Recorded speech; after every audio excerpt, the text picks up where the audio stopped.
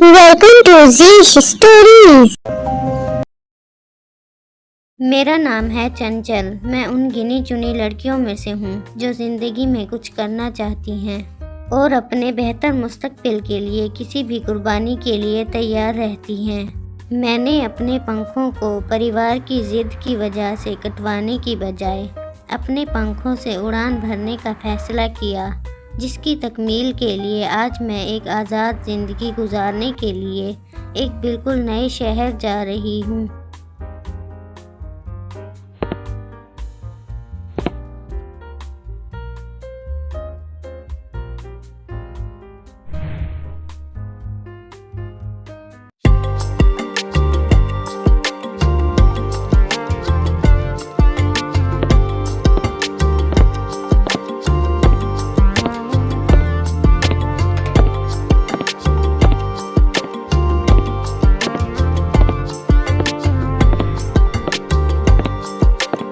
Apartment में रहने के लिए मैं काफ़ी एक्साइटेड थी। मैंने पहले पूरे अपार्टमेंट को अच्छी तरह से चेक किया।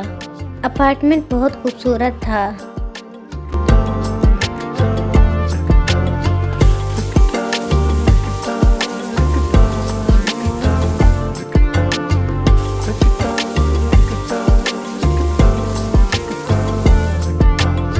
फ्रेश होने के बाद मैं यूटिलिटी स्टोर में घर का कुछ सामान खरीदने के लिए गई।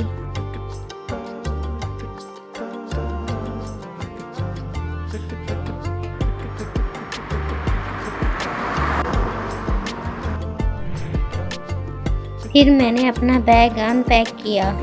खाना खाने के बाद मैं अपने लैपटॉप पर ऑनलाइन जॉब्स के बारे में सर्च करने लगी। शाम से रात के 12 बज गए। टाइपिंग करते करते उंगलियों में दर्द हो गया था, तो सोचा कुछ देर बैल्कनी में चली जाऊं। बैल्कनी में आई तो आसपास के सब अपार्टमेंट में अंधेरा था। शायद यहाँ सब जल्दी सो जाते हैं, मगर मेरे अपार्टमेंट के सामने वाले अपार्टमेंट की मध्यम सी लाइट जल रही थी। वहाँ एक आदमी खड़ा था। वो काफ़ी देर वहाँ खड़ा रहा था कि तभी वहाँ 3 और आदमियों का साया नमूदार हुआ। ऐसा लग रहा था कि 2 आदमियों ने तीसरे को पकड़ रखा है। तभी पहले वाले आदमी ने अपना एक बाजू ऊपर उठाया। उसके हाथ में गन थी। उस आदमी ने गोली चला दी। मैं बहुत घबरा गई।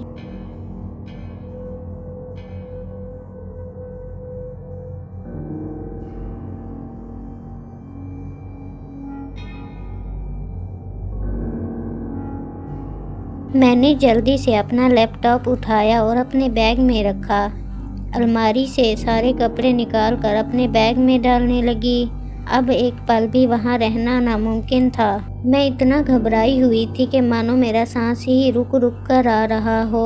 मुझे ऐसा लग रहा था कि शायद वो खूनी मुझ तक ना पहुँच जाए। तभी डोरबेल बजी। मैं सांस नहीं ले पा रही थी घबराहट से। मुझे यकीन था ये वही है। मैंने अपने जहन को तेज़ दौड़ाया। तब मुझे एक आइडिया आया। मैं जल्दी से जाकर शावर के नीचे खड़ी हो गई और अपने गीले बालों पर तौलिया लपेट लिया और स्लीपिंग ड्रेस पहन लिया। फिर मैंने खुद को संभालते हुए दरवाज़ा खोला।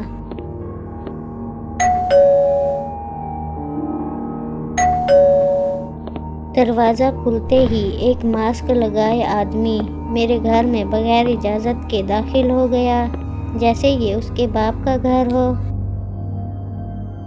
मेरे पूरे घर का जायज़ा लेने के बाद उसने मेरी तरफ देखा और कहा, लगता है आप नई हैं यहाँ पर। कब आई आप यहाँ? जी आज सुबह ही मैं इस अपार्टमेंट में शिफ्ट हुई हूँ। मेरी बात सुनकर वो कुछ देर तो खामोश रहा। फिर उसने मुझसे सवाल किया, आप इतनी रात को क्यों जाग रही हैं? वैसे ये सवाल तो मैं आपसे भी पूछ सकती हूँ। मेरी बात शायद उसे अच्छी नहीं लगी। उसने मुझे गुस्से से देखा। मैं समझ चुकी थी कि वो मुझे यहाँ पर रखने आया है, कि मैंने कुछ देखा तो नहीं। अभी मैं ये सोच ही रही थी कि उसने मुझसे आखिर पूछ ही लिया। क्या तुमने यहाँ कुछ देखा है? कुछ अजीब? मैंने इस सवाल का जवाब पहले ही सोच रखा था, तो मैंने कहा, देखिए मिस्टर, मैं भी अभी शावर लेकर दरवाज़ा खोलने आई हूँ, तो आप क्या देखने की बात कर रहे हैं? ये बात सुनकर उसे कुछ सेटिस्फेक्शन हुई और उसने जाने का फैसला किया। जाते हुए उसने कहा, यहाँ इतनी रात तक जागना आपके लिए जानलेवा साबित हो सकता है। ये कहकर वो बाहर निकला। बाहर 2 और आदमी भी थे जो उसका इंतज़ार कर रहे थे। मैंने दरवाज़ा बंद कर दिया। मैंने डोर के नीचे से उसके शूज़ देखे, वो अभी भी बाहर ही खड़ा था। मैंने जल्दी से एक्टिंग शुरू कर दी। इडियट कहीं का, रात को 12 बजे कोई किसी के घर आता है भला?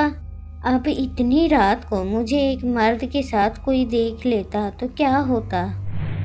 उसने मेरी ये बात सुनी और वहाँ से चला गया।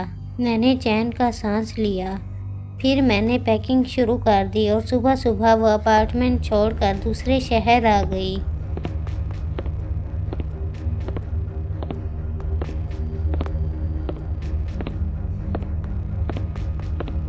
आज भी वो खौफनाक रात जब भी मुझे याद आती है तो मेरा दिल दहल जाता है।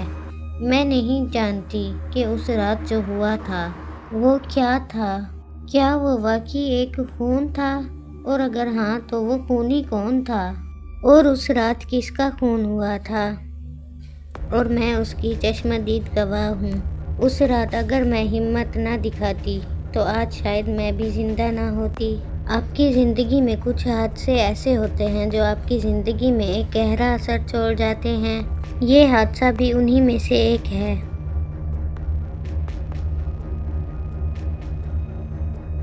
Do like and subscribe.